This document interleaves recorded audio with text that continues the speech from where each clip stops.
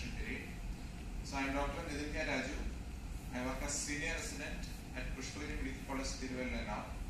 My guide was Dr. Kumari T.K. She was former professor at Government Medical College, Trivandrum, now professor and head at Department of Anatomy, Kollam. So first we look at the backgrounds and objectives. So as we all know, the seminal vesicle is the paired sex accessory glands in the male, whose secretion forms bulk of the volume of the semen. And this is the dissected specimen in a cadaver. So this is the prostate, this is the prostate, and on the side you have the seminal vesicles on both sides. So basically the location, it is a pelvic organ located within the bladder and rectum at the base of the prostate. If you look at the histological aspect, non-histological aspect, it comprises of, in standard textbook says it comprises of 3 layers actually: mucosa, smooth muscle layer and adventitia. In some literature it suggested an additional layer of submucosa also. If you look at the mucosa, it comprises of a lining epithelium with a basal membrane, and the lining epithelium usually comprising of a pseudostratified ciliated columnar epithelium, and sometimes as the age difference occur, it may change to columnar or it may change to even cuboidal also. If you look at the smooth muscle layer, it comprises of 2 layers mainly, an inner circular layer and an outer longitudinal layer. So when I went through the literature, I found that the references or the studies that was describing the microanatomy of seminal vesicles was already less, and furthermore the studies that describe the changes in the microanatomy of seminal vesicles according to the age was far more widely described. So my objective of this study will be to analyze in detail about the microscopic structure and emphasize the changes occurring to the human seminal vesicles according to the age. So coming to the materials and methods, so the study was conducted at Government Medical College, Trivandrum, in the Department of Anatomy and Forensic Medicine. And the study design was a cross-sectional study where consecutive samples was taken. The study duration was for 1.5 years, and the study samples, a total of 100 samples were taken from the postmortem samples from the Department of Forensic Medicine, Government Medical College, Trivandrum. For the inclusion criteria, so during autopsy I collected almost all the available samples from all the age groups, excluding the seminal vesicles which was grossly malformed because of tumor, infection or trauma. Other samples I collected. Now coming to the study variables, my major study variables in the microanatomy was the principal cell count and basal cell count, which are 2 cell populations in the epithelium. And another study variable I studied was thickness of the smooth muscle layer, and I compared it with the wall thickness later. Coming to the methodology part, I am not going to into the details of the dissection procedure. I collected during autopsy, after the intestines was removed, I collected the seminal vesicle and I took a 2 cm tissue from the middle of the left seminal vesicle. I selected left side for the standardization procedure. Then I put it in the formalin, I brought it back to the Department of Anatomy, and after routine histological processing and staining, I analyzed it with the photomicrometer, and the statistical analysis, the data analysis was done by Microsoft Excel and SPSS version 16.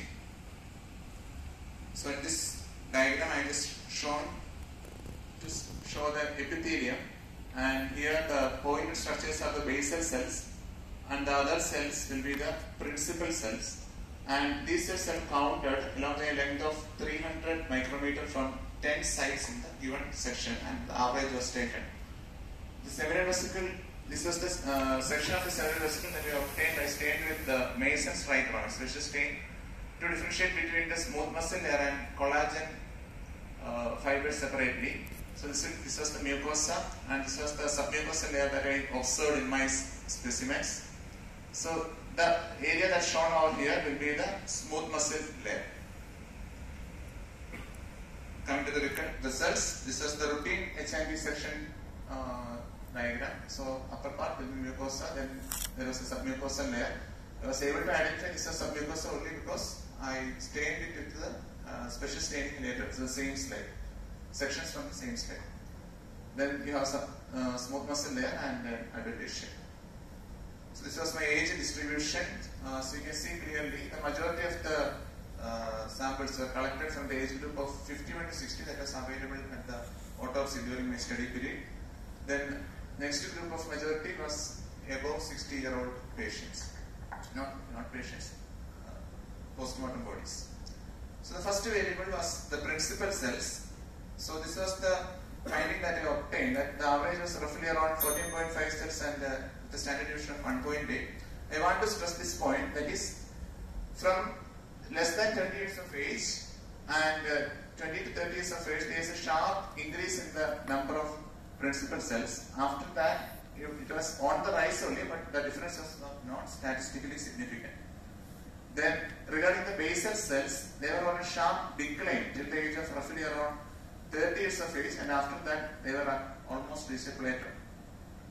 Coming to the smooth muscle layer thickness, they were on the rise till the age of around 40 to 50 years, and after that they is found to decrease in the wall of the seminal vesicle. And these are some of the diagrams that I have stained with the Mason's trichrome, and this is the age of younger age group, nearly pivotal age group, where the wall is majority comprised of smooth muscle layer, so stained with Mason's trichrome.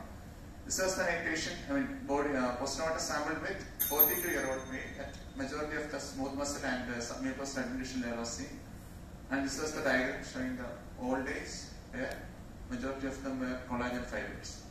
And it is evident that the number of principal cells were increasing because of the increasing amount of secretory activity at the puberty age group, and the basal cells were number of decreasing because they were replaced by the increased secretory activity of principal cells, and the smooth muscle layer thickness also become decreased because of the decreasing activity of seminal vesicle in the old age.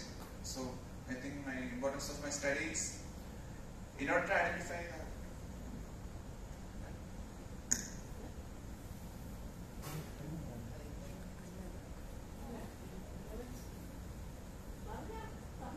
relevance of my study is actually in order to understand that different pathological conditions that's occurring, that should be understandable only by the studying of the historical appearance of these pathological specimens.